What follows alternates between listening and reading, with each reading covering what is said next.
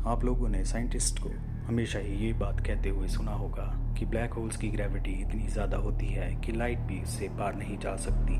आखिर वो ऐसा क्यों कहते हैं, आइए जानते हैं। जैसा कि आप सभी लोग जानते हो कि मून की भी अपनी एक ग्रेविटी है। अब मान लीजिए चंद्रमा की सतह पर कोई रॉकेट है। अब उस रॉकेट को चांद की ग्रेविटी से बाहर निकलने के लिए कितनी वेलोसिटी या कितनी स्पीड से ऊपर जाना पड़ेगा? तो जवाब है 2.38 किलोमीटर पर सेकेंड। इसी को कहते हैं एस्केप वेलोसिटी। इसी तरह अर्थ की भी अपनी एस्केप वेलोसिटी है। हमारे खुद के प्लैनेट अर्थ की एस्केप वेलोसिटी है लगभग 11.186 किलोमीटर पर सेकेंड।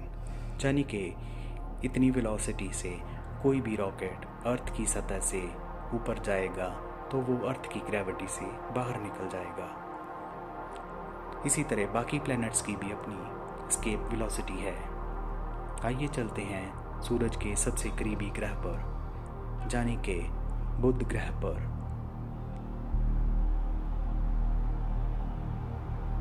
मरकरी की अपनी एस्केप वेलोसिटी है लगभग 4.3 किलोमीटर पर सेकेंड। बुध ग्रह के बाद बारी आती है वीनस की, यानी कि शुक्र ग्रह की। वीनस की एस्केप वेलोसिटी है 10.36 किलोमीटर पर सेकेंड। वीनस के बाद बारी आती है अर्थ के बाद मार्स, यानी कि मंगल ग्रह। मार्स की एस्केप वेलोसिटी है लगभग 5.03 किलोमीटर पर सेकेंड। मंगल ग्रह के बाद बारी आती है एक बड़े गैस जायंट की। जुपिटर की एस्केप वेलोसिटी है 59.5 किलोमीटर। ये हमारे प्लैनेट्स में सबसे ज़्यादा एस्केप वेलोसिटी है।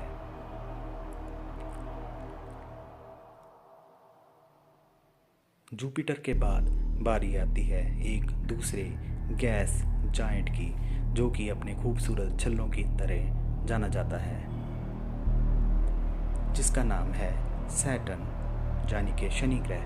सैटर्न की एस्केप वेलोसिटी है लगभग 35.5 किलोमीटर पर सेकेंड। सैटर्न के बाद बारी आती है यूरेनस की। यूरेनस की एस्केप वेलोसिटी है लगभग 56.93 किलोमीटर पर सेकेंड। यूरेनस के बाद बारी आती है नेपच्यून की। नेपच्यून की एस्केप वेलोसिटी है 23.5 किलोमीटर पर सेकेंड। प्लैनेट्स के बाद सबसे ज़्यादा एस्केप वेलोसिटी है हमारी अर्थ के सबसे करीबी स्टार की, यानी कि सन की। सन की एस्केप वेलोसिटी है लगभग 617.6 किलोमीटर पर सेकेंड। इसी तरह सभी स्टार्स की अपनी अपनी एस्केप वेलोसिटी है, जितने भी ब्रह्मांड में सितारे हैं। तो एक स्टार्स ऐसे होते हैं जिनकी एस्केप वेलोसिटी बहुत ही ज़्यादा होती है। उन स्टार्स को हम कहते हैं न्यूट्रॉन स्टार्स। न्यूट्रॉन स्टार्स की escape velocity the velocity of light से लगभग आधी होती है, यानी कि लगभग 1.5 लाख किलोमीटर पर second.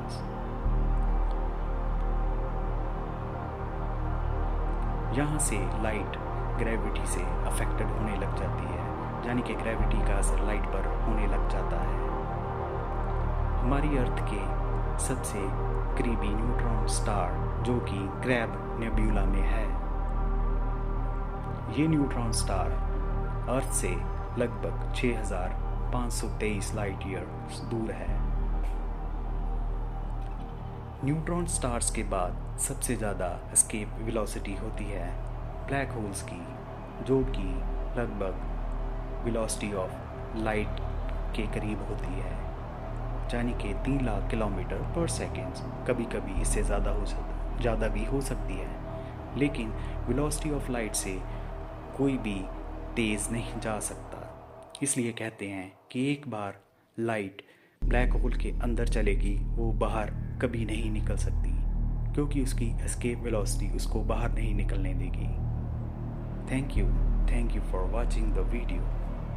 Please like my videos so that I can make some more videos. Thank you very much.